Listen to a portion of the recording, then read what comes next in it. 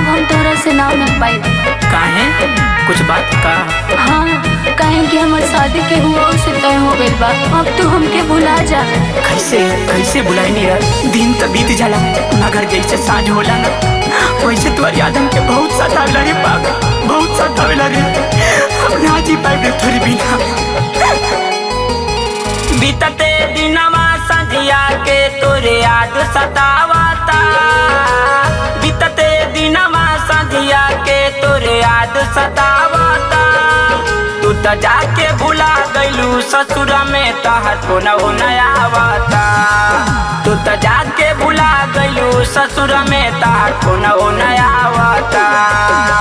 बीतते दिनवा संझिया के तोरे याद सतावता, बीतते दिनवा संझिया के तोरे याद सतावता। तू तो जाके भुला गइलू ससुर में तहर कोनो नया आवता, तू तो जाके भुला गइलू ससुर में तहर कोनो नया आवता।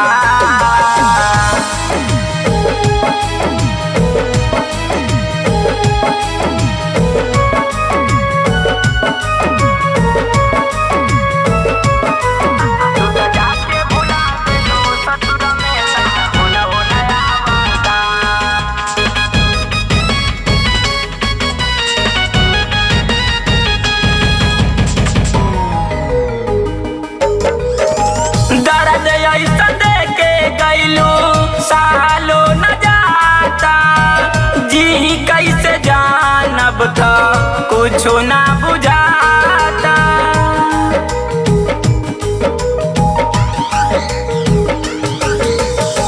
दर्द ऐसा देके गइलू सालो न जाता जी कैसे जानब तो कुछो ना बुझाता, जी कैसे जानब तो कुछो ना बुझाता।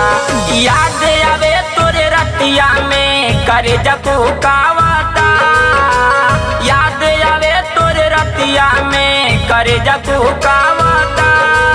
तू तो जाके भुला गइलू ससुर में तहर कोनो नया आवता, तू तो जाके भुला गइलू ससुर में तहर कोनो नया आवता।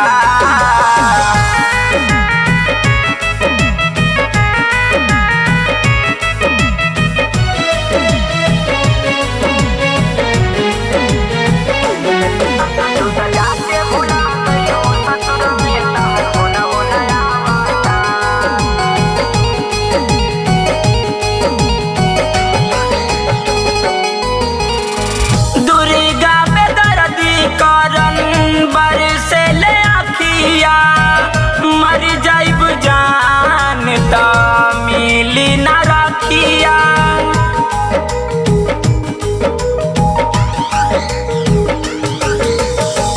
मुन्ना प्रेम रोहित बरसे ले आखिया। मर जाइब जान तो मिली ना रखिया, मर जाइब जान तो मिली ना रखिया।